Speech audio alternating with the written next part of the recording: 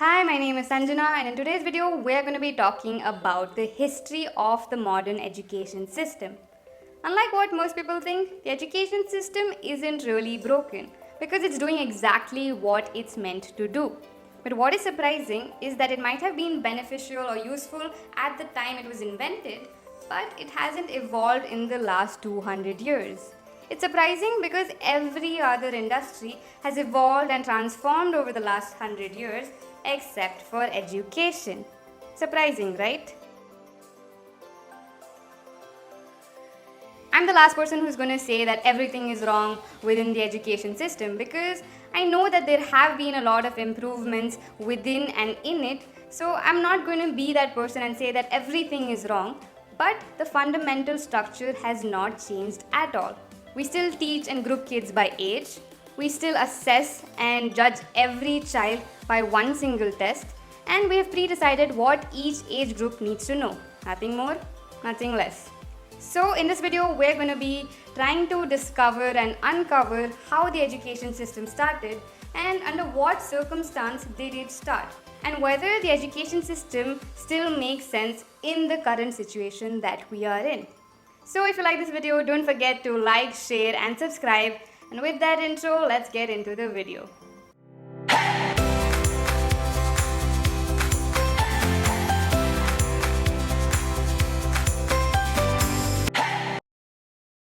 Hi, I know you can't see my face and can just see a blank screen because I felt like this time I would write down my thoughts as I speak. I'd like to apologize for my handwriting in advance. So if you have some kind of OCD, this is not advisable at all.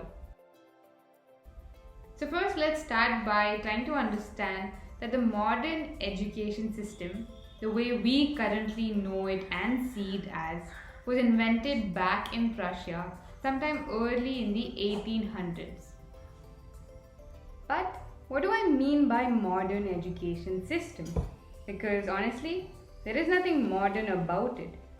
But it was modern and new 200 years back.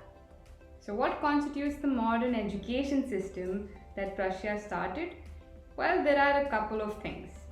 Number one, specialized buildings, which means colleges, universities, school buildings were built specifically just for educating people.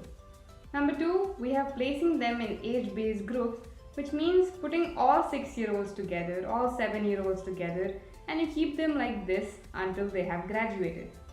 Number three, we have teacher qualifications, which implies that teachers now needed a certification to teach. Number four, standardized curriculum, which means that the subjects already were pre-decided by adults. Number five, we have extended school years, which simply means it got extended to almost all days in a year. Number six, we have compulsory education, which, as the word suggests, attendance began to be marked. So what led Prussia to actually start the system? What was the environment like at that point in time? We need to understand that they just went through a major loss because Napoleon's army had just beaten them and worse, also taken their land. They just knew that they had to radically change something. So they thought, why not start with an army that is educated, loyal and obedient? And that's how the education system was born. So now let's draw a timeline of the entire evolution of the modern education system. Because it's not only important to understand where it started, but also how it was adopted by other countries. The first Prussian model of education started early in the 1800s out of the need that we just saw and spoke about. It wasn't all bad because at that time it was quite egalitarian and revolutionary given that century. It was the first time that education was made equal for all and more importantly free for all. And the method and model that they chose was the only model that was economically viable in that given time. Then somebody with the name Horace Mann comes along in 1840 and introduces it in the United States. He was not wrong because at that point in time, it was the only egalitarian model back then that was viable. By 1870, public education became common in the US, but still it was not yet standardized because every state still got to choose what their kid would learn. So it was different depending on the state. But then leaders and educators at that time felt like this could be a problem because it was not yet fully egalitarian, because children would show up with different levels of knowledge while entering the workforce. So, in 1892, a committee of 10 gentlemen, literally 10 people, led by the president of Harvard, decided what should happen in all those 12 years of education. This was then the birth of standardization.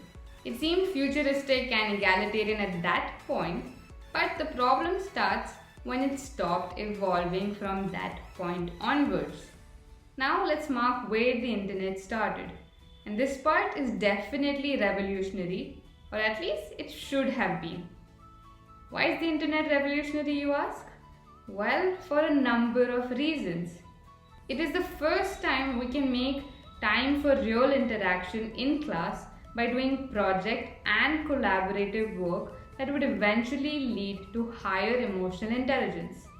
So now, collaboration and interaction and social emotional intelligence can take place in a classroom while lessons and other extra research can happen at home. Because the internet is home to so much educational knowledge already.